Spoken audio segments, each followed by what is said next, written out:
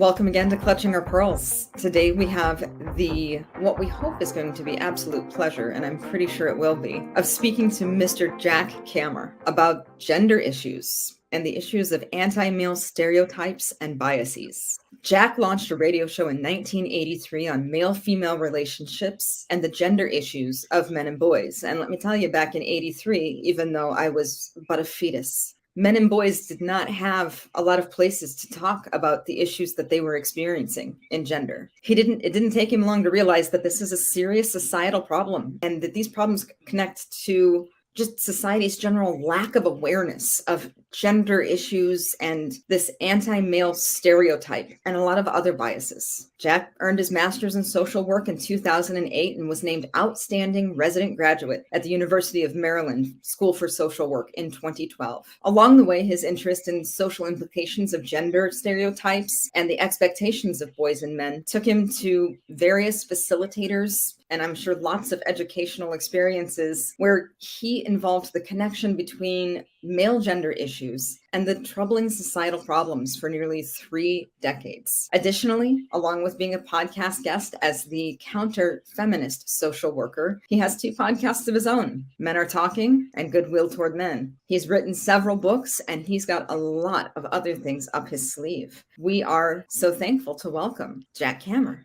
Hello. Thank you. Hi, Marie and Susie. Thank you so much. That's a real nice introduction. Well, we try to be nice in the beginning, just to see what happens. Okay, very good. I will try to live up to expectations. Because if you had said I was a horrible person in the introduction, then, I guess I'd have to live down to those expectations. Well, I think that we are up for a very interesting conversation because you must know that when somebody sees the word counter-feminist, it invokes a reaction. Yes, I do. What can you typically get when people first meet you? Well, they're afraid for me. There. Especially men, they're afraid for me, but they don't need to fear because I'm retired.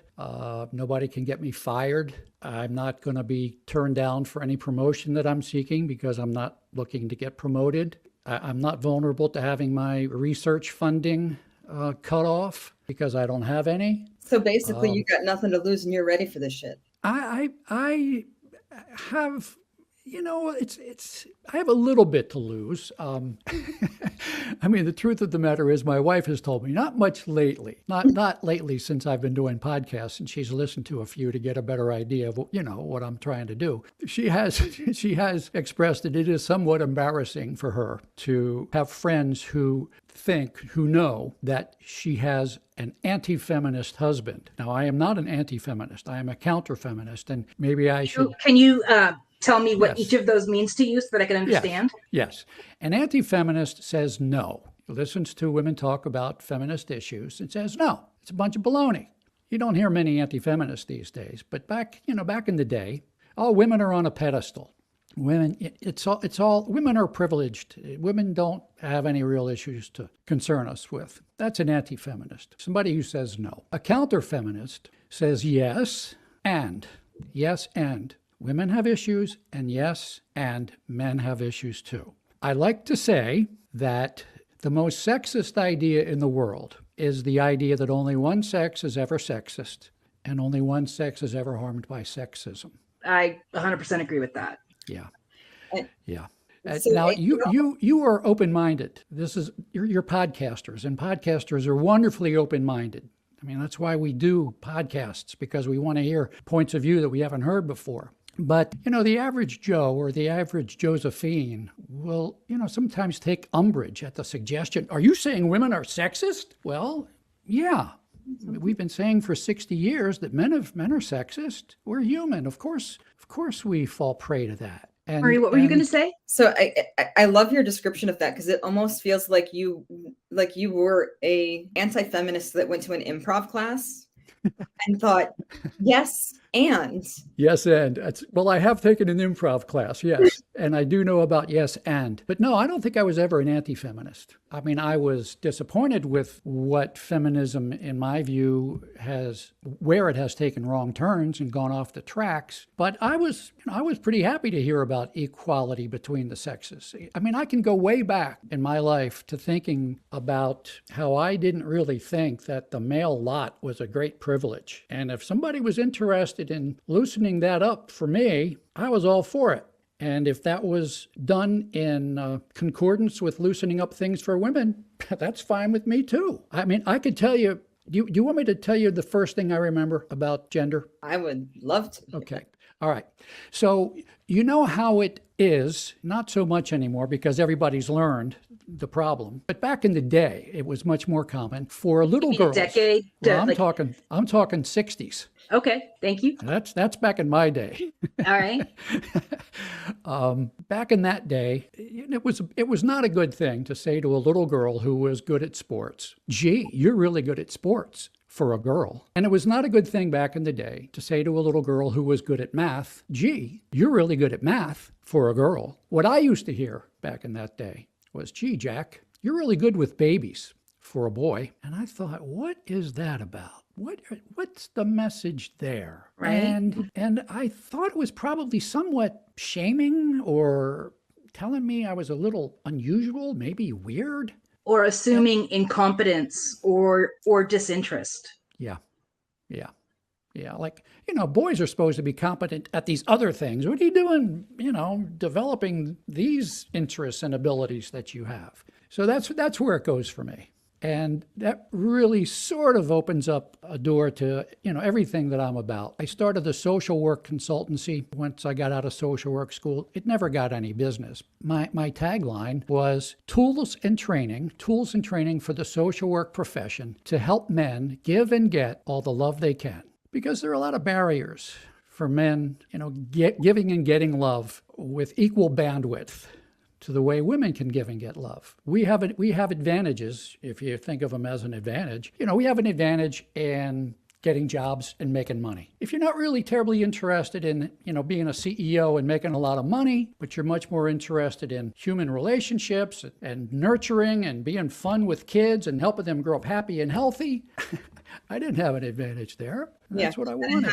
Mr. Rogers or like Trump before he was as Trumpy as he got. Yeah. And so, you had two extremes. And if you were going to go to the Mr. Rogers extreme, you were subject to a lot of scrutiny, skepticism, suspicion, doubt. Emasculation. And epithets. Yeah. And so we, of course, have had a couple of conversations because if we're going to bring on somebody who is going to talk about feminism with us, we want to make sure you're not out of your damn mind. It's just a general check. And you brought up That's still an open question, by the way. We'll see how the show goes. I didn't write that in my report. So we have all of these constructs of gender identity and how societally we're all supposed to show up. And Susie and I, and Susie, please speak for yourself because I think you're much older than I am. Like hardly older. But, we grew up in a space where we'd watched women fight and fight and fight. And we watched women fight against themselves. One of the hardest things for me to wrap my mind around was seeing what was happening in the legal industry with the women that had paved the way and the young women that were coming behind them, and how they felt like they need to make them pay their dues because they had already had to fight this hard.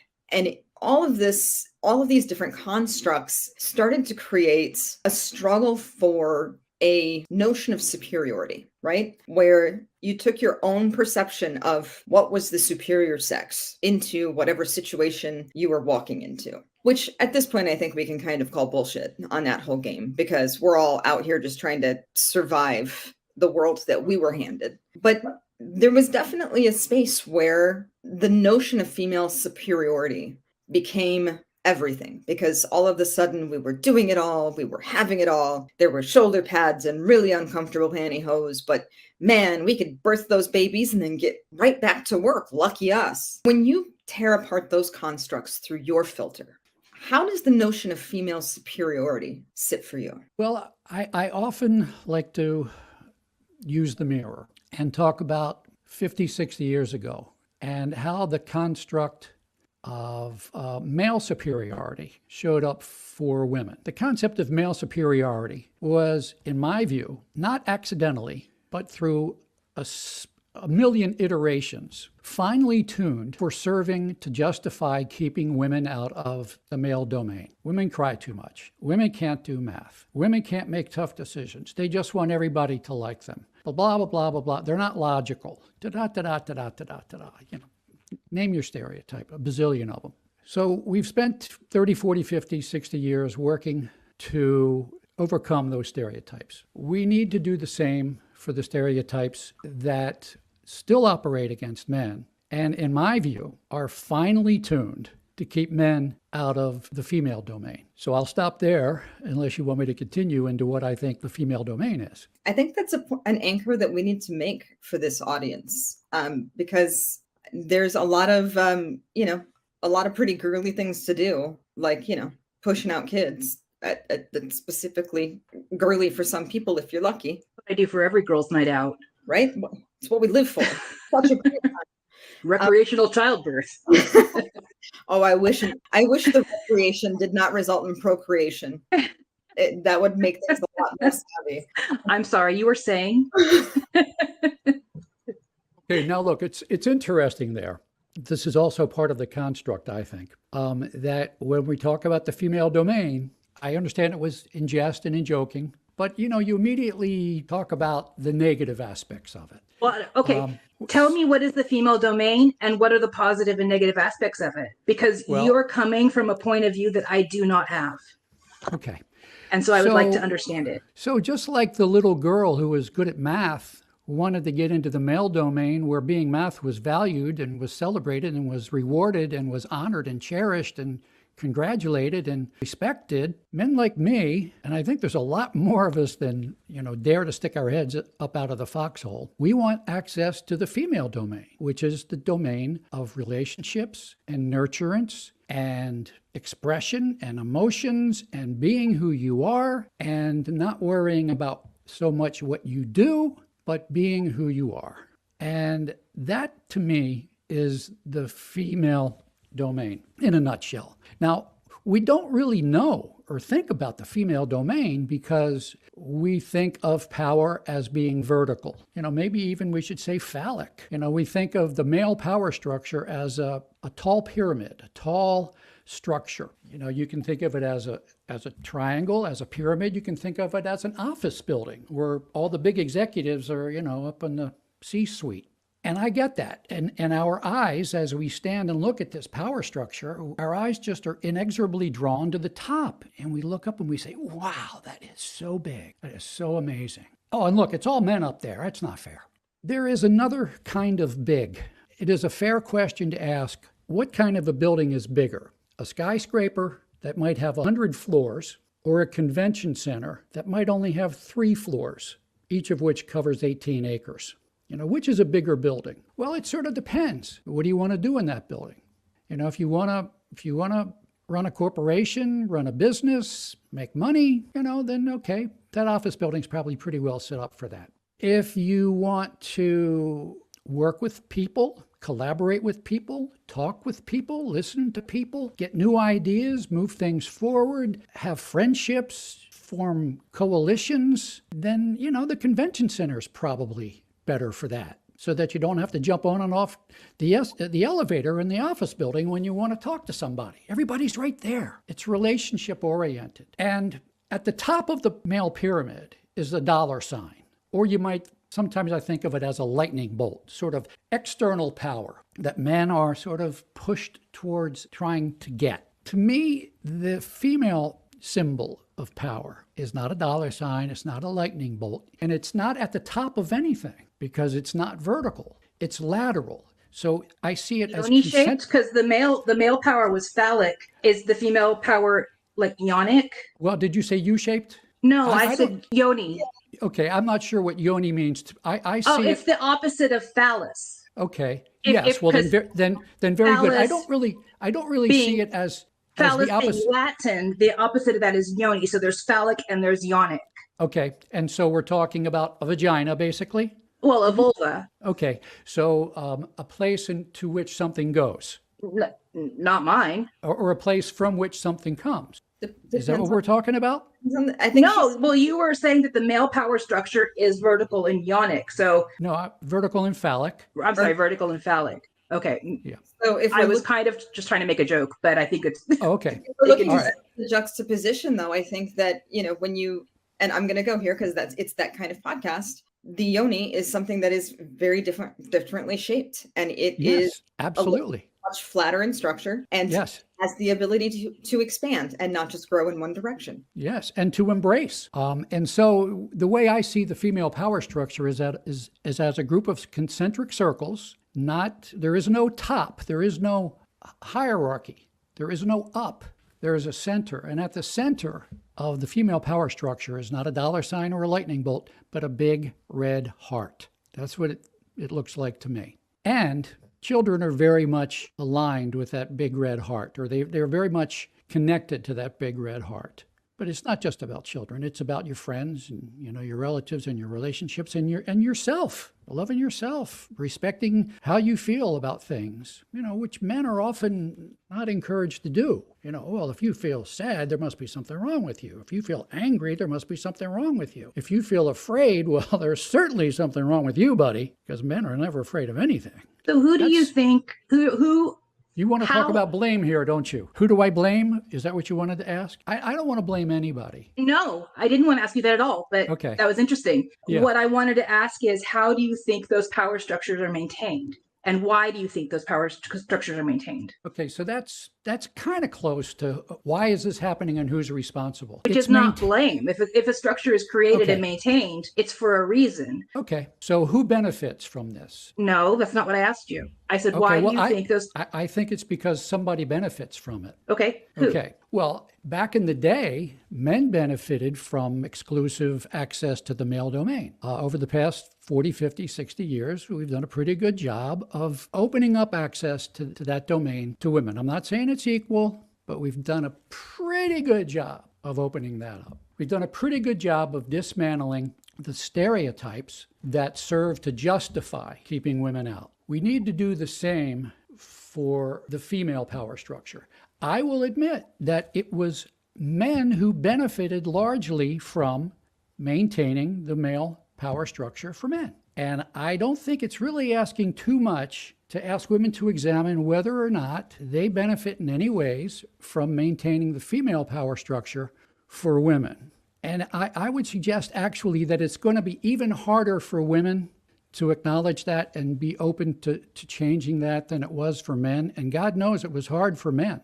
Should I go? My question here is, we had to fight and change laws to try to start getting equality. So because men created those laws and created a straight structure that validated those domains, we had to go in and attack the legal system so that we could try to get any kind of equal power, vote, representation. Women could vote in revolutionary America. Once the Constitution was passed, actually it might have been John Adams who gendered constitutions. Actually, no, that's a lie. It was John Adams who stopped a lot of women from voting. And then white women got the vote in 1920, whatever. And, Native American women didn't get it until 10, 20 years later, Black women and like Southeast Asian, 1965. And so that's a legal change we have to make. And then the legal change enforces the social change. So how would the female power structure be changed? So that gets to the idea I was making about how it's going to be even more difficult for women to open up their domain to men than it was for men to open up their domain to women. The men were forced to, and there was a path using the law. What is the path for women to do this, according to you? I mean, are you just saying we have to open up our hearts, or are you saying we have to change power structures? I'm saying both, because the heart is at the center of the power structure. That is false, in my opinion, because it was not heart that built a country that was stolen and from Native Americans. That wasn't heart. That was commerce. So then I would have to ask, did women benefit in any way from the commerce that men were engaged in? By sheer survival. Yeah, women weren't allowed to own property or have bank accounts, which was how the state enforced heterosexuality and the male power structure. That's what the law was. For women who were widowed or women who were queer or women who didn't want to be with men or couldn't couple with a man, even if they, if they chose to, or if they desired to, they didn't have those legal and financial protections. So a system was created. People had to figure out how to survive within that system. So I have a 2-word response. Okay. Yes, yes, and. Okay.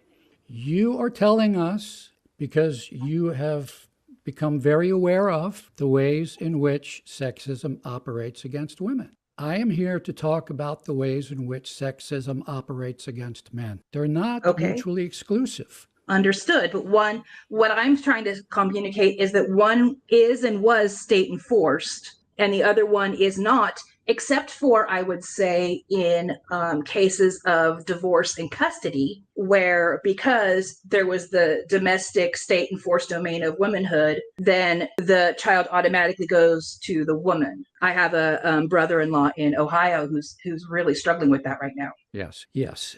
Does the fact that something is state enforced make it more important than something that is deeply, deeply, deeply enmeshed in the culture? I think it's a manifestation of that infestation, that it was available to be put into a legal system, and that it was reinforced over and over and over again by those that were at the top of the power construct. Whereas when you're looking at the female power system, yes, there are places where we absolutely have a perceived domain. And I am in no way saying that, every woman is a great mom or it just doesn't work that way. Humans is humans, and they all come in their own shapes and iterations with their own stories and programming. But there is a difference of having to fight against those that are in power that can set actual legally binding scenarios versus a set of perceptions that can be changed and can be changed quickly. And I think that's part of how women and the gay community very easily brought themselves together, because we didn't quite have those boundaries set up in such defined and societally sanctioned enforced. Yeah. Why do you think it is that men haven't come together?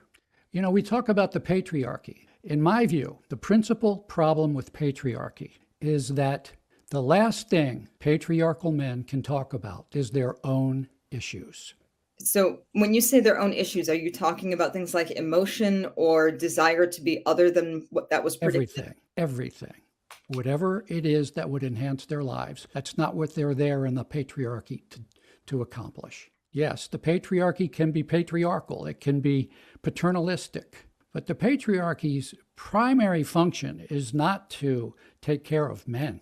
It's to use men to help take care of the community, which largely gets down in the crunch to women and children. So one of my favorite early 1900s politicians, she was a suffragette, and she used to say that they want us to birth more sons so that those sons can be used up on battlefields and factories. And she was saying that women, I want to tie these two concepts together, but I don't think we have time today. But she was saying that economically, it's not right that men are disposable. And I believe and have seen that in a patriarchal system, men hold power and provide. In a patriarchal system, women are supposed to maintain the domestic space and take care of the children so that the man has the ability to go out and provide more. And that is highly exploitive. The patriarchy is highly exploitive of men in that way and highly exploitive of women in that way. The patriarchal system is built for capitalism. Well, there are patriarchal systems in countries that are not capitalist. I mean, Yes. I understand what you're saying, but it really gets down to, in my view, it's not a matter of capitalism versus other forms of economics. It gets down to the need that we all have had since we were a band of hominids walking across the grasslands of Africa. We need stuff, including intangible stuff like security, safety. And it was largely, but not exclusively, because women were also making stuff, but it was men's value was largely measured by how well they were, quote unquote, being the provider, which is pretty limiting. Absolutely. Absolutely. And I think that we're all on the same page that anyone who is being forced to function within a set of parameters that means that they have to turn off a part of who they are intrinsically in order to exist within that society or within that society is bullshit. And we need to start calling bullshit on it. Okay, I want to, I don't want to say bullshit, but I do want to call something out here. Sure. Because I was attempting to describe my view of the female power structure. And we've spent the past 10 minutes talking about the male power structure because we are very reluctant to talk about the female power structure. I tried to get you to explain it. So I will so please explain it. Thank you for saying that. Please explain. Okay. So if you think about the male power structure, it's hierarchical. You can think of it as a triangle, as a pyramid. You can think of it as one huge organizational chart with maybe one or some very few people at the top. And the farther you go down, the more and more and more and more and more and more and more people, in the case of it being a male power structure, more and more men at the bottom without very much power. And of course, most men are sort of not at the bottom, not at the top, but you know, they have a lot of layers above them and maybe some layers below them. They always have a boss. There's always somebody above them in the power structure, in the organizational chart. What I want to suggest is that the female power structure is not hierarchical. It is lateral. And the way I see it is concentric circles of many one-layer hierarchies, so that every woman, not every woman, but many women, for the most part, it's largely available, or at least the woman who wants to be in this position has at least a good chance of achieving it. She's certainly not discouraged from pursuing it. A one-level hierarchy with the mother at the top and the children below. And if you ask me, where do I see the father in the female domain? I see him as a dotted line to the mother, almost as if he's a vendor. And the reason I think it's going to be really difficult for women to acknowledge that this is going on is because they get to be the queens of their little domain. It's not a hugely powerful domain in the way that a CEO of a Fortune 500 company has power, or the president of the United States has power. But very few men have that much power. Most men have very little power. And so a lot of women are very happy that they get to have a modicum of power. Power to feel good about themselves, to feel happy, to have relationships with their kids. They get to express how nurturing they are. And that is, it's not a bazillion dollars that you have a 1 in a bazillion chance of getting. It's $100 that you got a 99.9% chance of getting. And we sort of push men to say, forget about this thing, go chase the star. And a lot of men fall short, and they live lives of quiet desperation, as the poet said. You know, not willing to admit that they failed or that they're losers in this game that shouldn't be defined that way.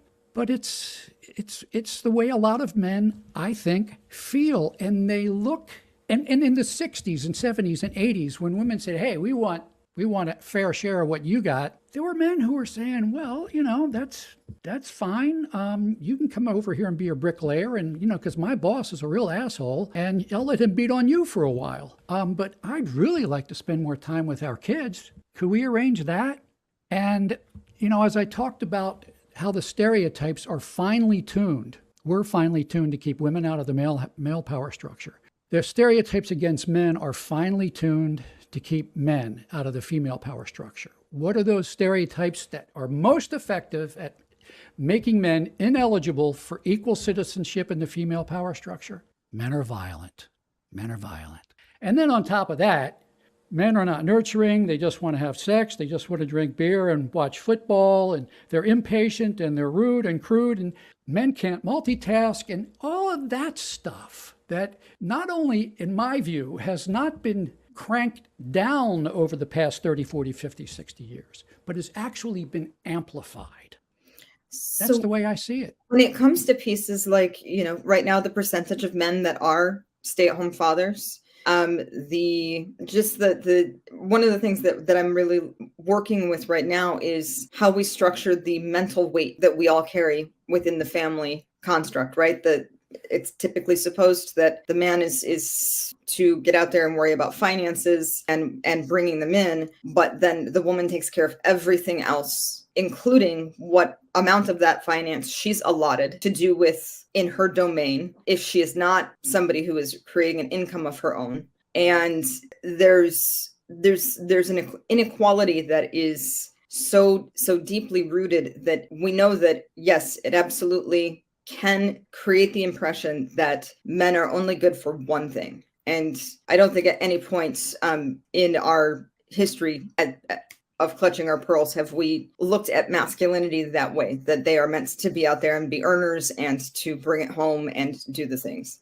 But I can also say that in the experiences that I've seen over my 20 years of being a business owner, working within women's businesses, which I actually made a concerted effort to get out of because it was capping my earning capability by being seen as a women's speaker or a women's business coach. I want so badly to be able to subscribe to this hard and fast vision, but in experience, I see much more of an outcry toward, please help me share this burden. Please, yes. If I am the better earner and you want me to go out and work, if you can stay home, you might be the better person for that. Can I pick that up for you and help make the vision of this easier to accept? Can she just finish? I'd love to let her finish what she was saying, and then if you could go, I'd like to hear her full point. I'm sorry, Marie. Did I cut you off, or were you sort of running out of? No, it sounded like you were. No, you cut her off. Wall. Okay. I have a pretty clear vision of. I wanted to mansplain. We know. Okay. It's okay. Go ahead. What I have seen is that, especially in the Gen Y, Gen Millennial, and coming up into Gen Z experiences, that we have uniquely made space for alternative family structures, including those of LGBT, interracial couples that have a different power construct in the home, and that those boundaries came down faster than I saw any law crumble, than I saw any masculine shift towards creating and opening paths for women in business, even up into the point that as a business owner since the age of 22, I was missing major parts of my career and my earning opportunity because I was female and because I did uniquely know how to work with people of many different backgrounds. And the truth was, I was the one they didn't see coming, because when you see 5-foot blonde of me walk into a room, you don't expect me to be able to dress down the CEO of a Fortune 500 company and make a sale that's going to change the course of an entire industry. But that's exactly what the hell I do. So if we're to take it at this point of view that there is a intrinsic value that the feminine society holds to maintaining the constructs of superiority or a feminine hierarchical system, there's not a place that I can find a hook in that I find truth. And that's the thing, is I've been trying in listening to you is to find that hook. But from the things that I see, experience, research, and watch on a continuum, because we're all on a continuum and we know that the pendulum swings one way and then it swings back the other way really hard. And then somehow eventually we end up in some kind of joint misery. But it took so much longer for us to swing the pendulum, and it's never swung back as far the other way. But I don't think we're the ones that are keeping it from swinging back. And now I've made my point. So you have been a business owner since you were 22. You are a person who is very interested in taking advantage of the male domain or getting your equal share of what was previously the male domain. I'm interested in participating in the business domain, male or female. Domain gendered for you. Because I It don't think was Marie it sees was that domain in a gendered way. Do you? previously the male domain. You want equal access to that. I would suggest to you that your view of womanhood is colored by working with women who need help being in both places at once. And I would suggest to you that there are a lot of women who do not have fabulous and interesting entrepreneurial skills or entrepreneurial ideas, and they are not businesswomen, and they don't want to be businesswomen. They are quite happy being in the female domain, being the queen of their little queendom. I got to tell you, Jack, in all of my years of being a mom, the word queen never came into my fucking head. Well, that's Like that's that that's is that's probably that might have something to do with the fact that since you were 22, you've been working with women who were not interested in being queens in the female domain. I don't know any woman who talks like that or thinks like that. And so, like what Marie said, I'm really trying to hear you and understand you and connect with what you're saying and find the commonalities. But one of the things that I've noticed when we're talking about, a blanket statement about women in their domain and men in their domain, when you say, I don't see things that way, well, you're an exception. Well, you're an exception. Well, you're an exception. And I think there is nobody, and Marie and I have massive networks of friends and colleagues and such. And I just don't know any woman who is like, I want this, I want to be the queen of my domain. I don't see women seeing it that way. So I'm struggling. Okay, so let me ask you this. In a divorce involving children, what should be the outcome for parental relationships? both parents should have the opportunity and the responsibility of fostering effective and healthy relationships for that child and for one another. Good. And in how many states is that the case? That varies from family to family. No, it varies from state to state because we're talking about state laws here. We're talking about state divorce laws. Do you know the idea of a rebuttable presumption for joint custody? Oh, I've never been in a custody dispute. Okay. So a rebuttable presumption for joint custody says that when there's a divorce involving children, the starting point is the parents are divorcing each other. Neither of them is divorcing their children, and the children are certainly not divorcing either parent. Mm-hmm.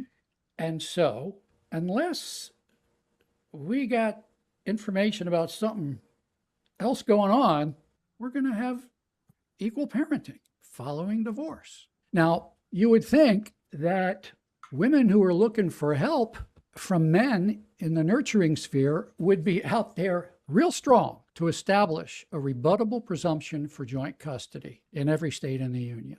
What we hear in state legislatures where this is being considered, proposed by people like me who are doing what women had to do 30, 40, 50, 60 years ago. We have to fight, but we have to fight in a nice way. What we hear is, oh, no, that's forced joint custody. And we really should take every case step by step, individually. Can't have any blanket rules. So what we hear is that this forced joint custody endangers women and children. That's what you'll hear in the state legislatures. The stereotype of the violent man.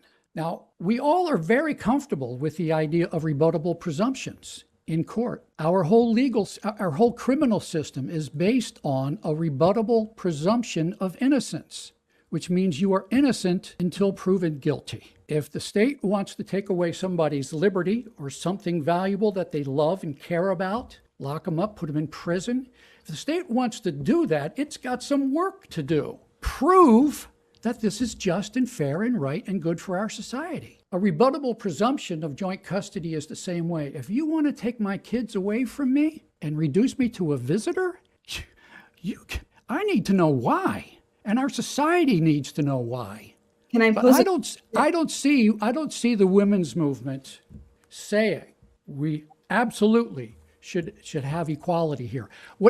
I don't know how much time we have, but I would like to read a little bit of something. I'd like to ask you a question before you read a passage. Okay. Is it possible that because of the patriarchal masculine slant on being the provider that the system has almost set itself up to fail? Because if he is not able to be a caregiver for that child because of circumstance, time, travel, etc., that in my experience, and I have been through a divorce, is what dictated how the child was cared for because of the person's ability to physically be there to care. And a big part of what we agreed upon was that we would do everything possible to facilitate visitation and provide extra time when and if at all possible, that we would not disparage the other person, which is possibly the most toxic thing you can do to your child. And that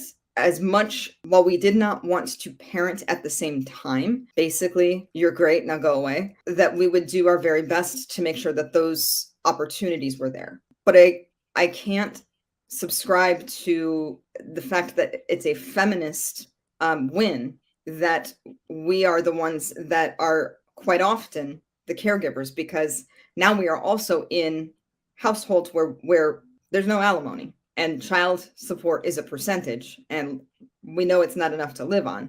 Now the female caregiver who may have had more flexibility in the past is put into a position where she has to go earn additional income and is now shouldering 2 to 3 times the weight of that same parental experience. And nurturing is different than ensuring the safety and well-being of the child.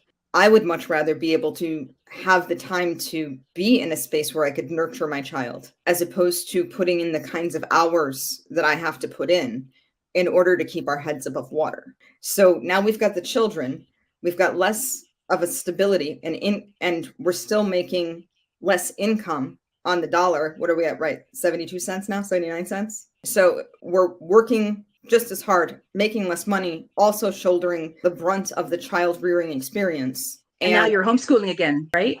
I don't even want to talk about it right now. That also, and the way that the laws are constructed is that the father has the opportunity to see that child, but not the obligation.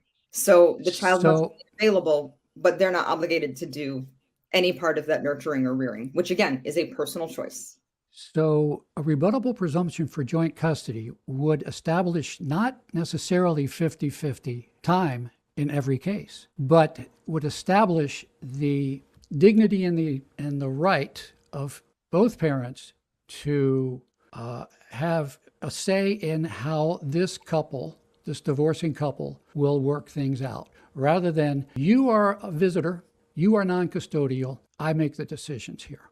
There's also a little bit of what I'm hearing in you is a little bit of a belief that, men really are not really equal to the task as women are of nurturing.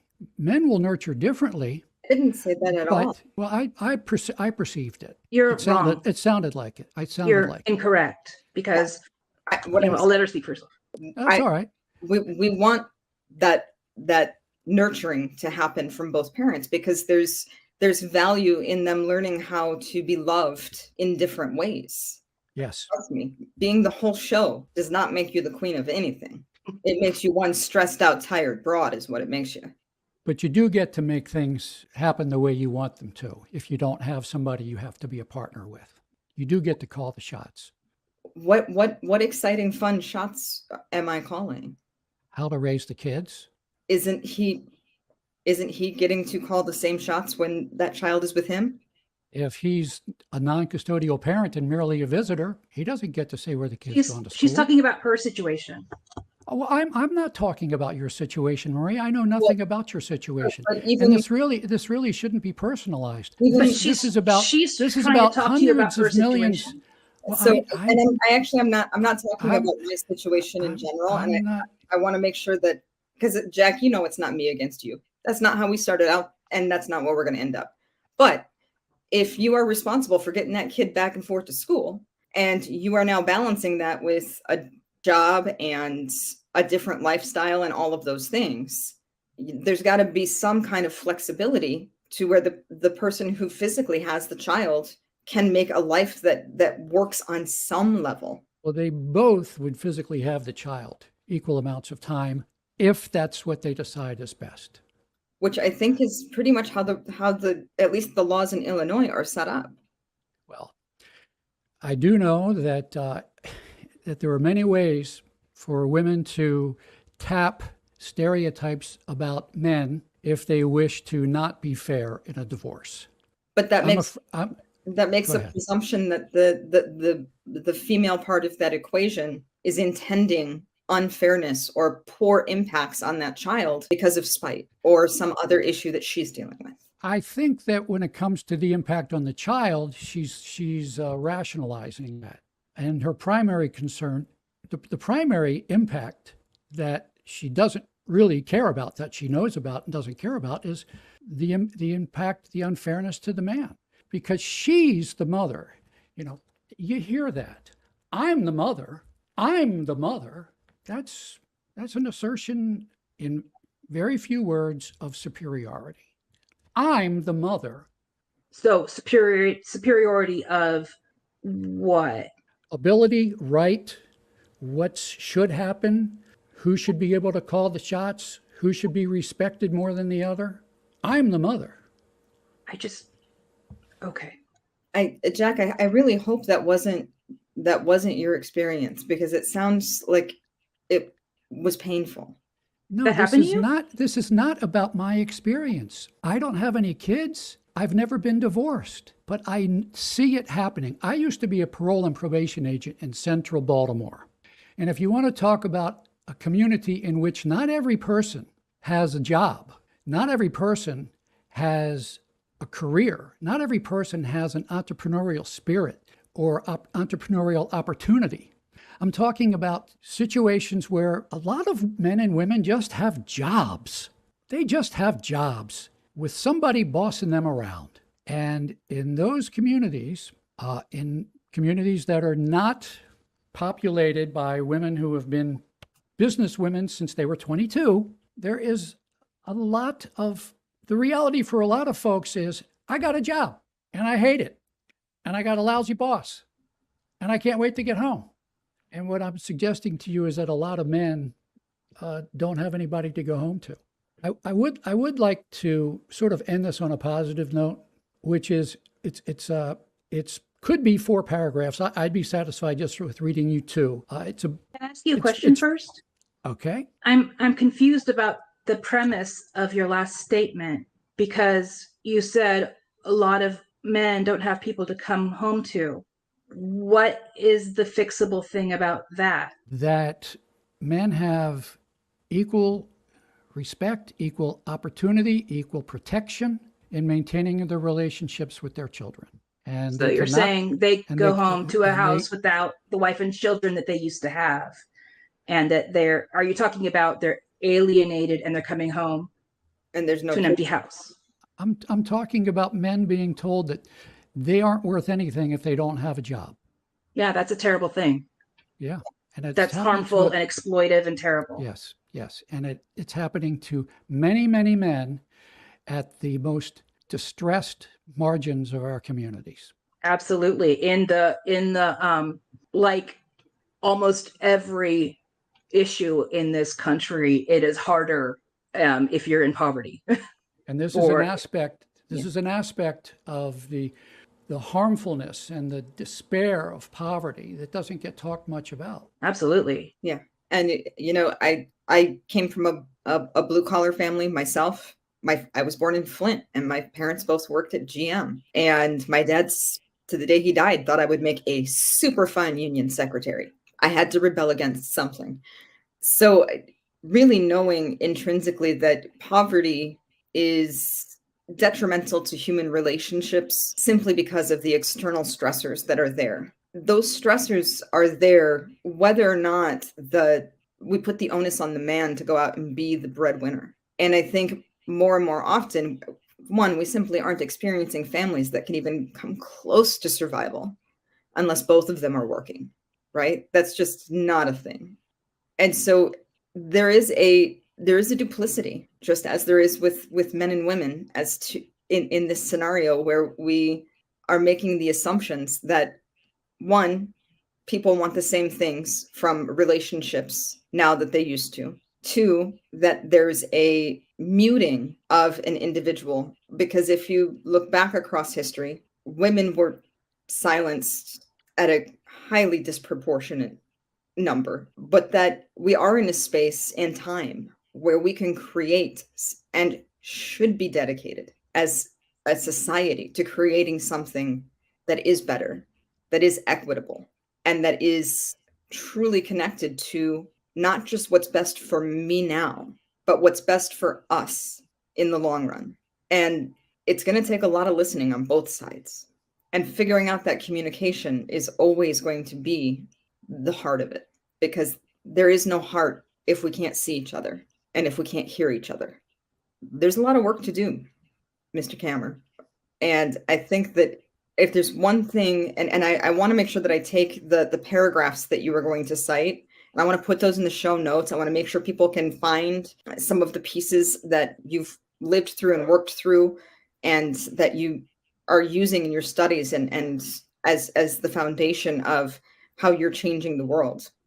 But to me, the common note here is that in creating any kind of opposition in our relationships with one another that is held as a power construct, we are doing ourselves, our children, and our futures a massive disservice. Does that resonate? Well, so are you saying that feminism did us a massive disservice by talking about male power and its inequitable distribution? Do we set up a power construct? Explain that a little better. Excuse me? Can you explain what you mean a little bit better? Well, Marie, didn't you say that anytime we set ourselves up with a discussion of a power construct, we do ourselves and our families a disservice?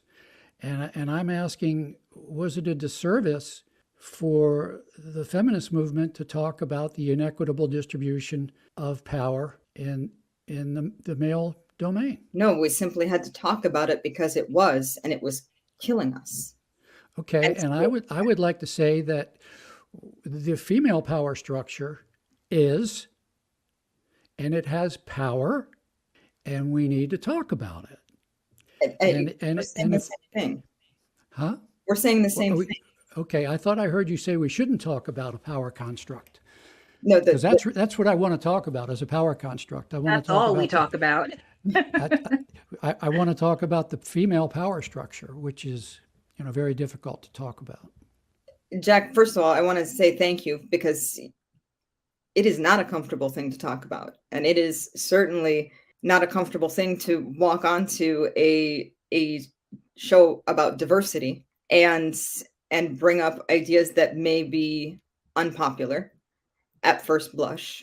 But I really do believe that at our core, even though we may have different words and experiences that we're using, what we are talking about is creating a more equitable society that does not attach shame or power to a supposed role in this world.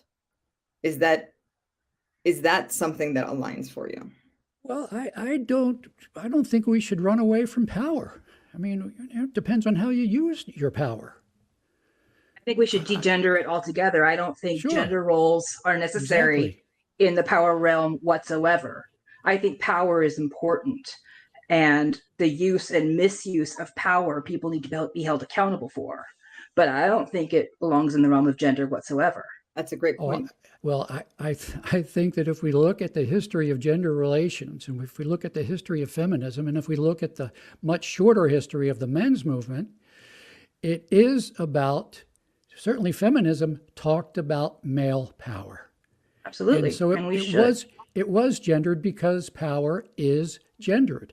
Certainly was gendered much more than it is today, because the former male type of power is much less exclusively male.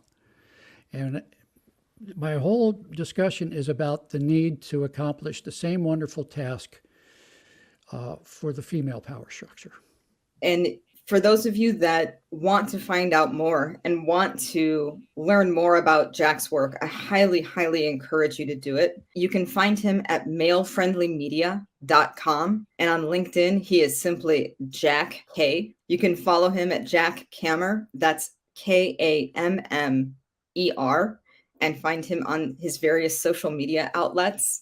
I have to say, your podcast has been fascinating for me to listen to, and I came into it with trepidation. But there is a very graceful way that you attempt to talk about very hard issues. And while everyone deserves power. And Forward Revolution, our nonprofit, is firmly based on the fact that people should have money and choices, because that is what creates power. And it is simply something they should have. We should not have to empower people and have them wait to step into their power. The more we know about our choices, and the more we can make sure that there is financial security for as many people as possible, the more of an equitable world we're going to be able to create together. But it is going to take all of us together. And that, to me, no matter what your gender, background, preference, or the skin you came in feels like, is a beautiful place to start from, to embrace, and to grow forward from. And this world's got a lot of growing to do. We screwed things up for very many years.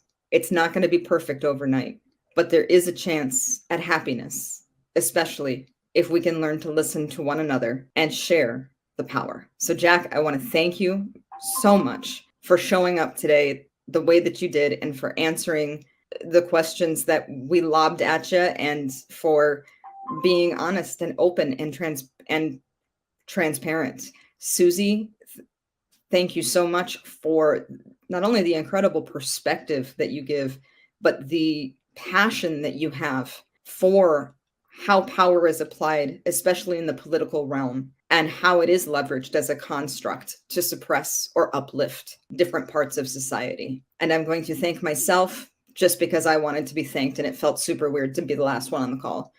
Guys, we all have a world to change. We can build it the way that we want to see it, but we have to come together. There has to be a moment of alignment and understanding, and it's something that we get to practice over and over again.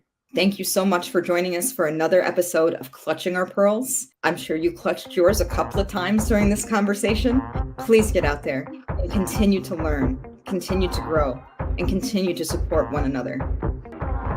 Clutching Our Pearls is a no-holds-barred conversation about women, work, and the world. We strive to approach economic, social, professional, and cultural topics from an open-hearted, good-faith, intersectional feminism point of view. What started as a single mom and business owner's reaction to the coronavirus pandemic continues as a mission to change how work works so that the people have choices. Learn more at fwdrevolution.com. If you enjoyed this podcast, please leave us a phenomenal review on the platform you use. Talk to you next time.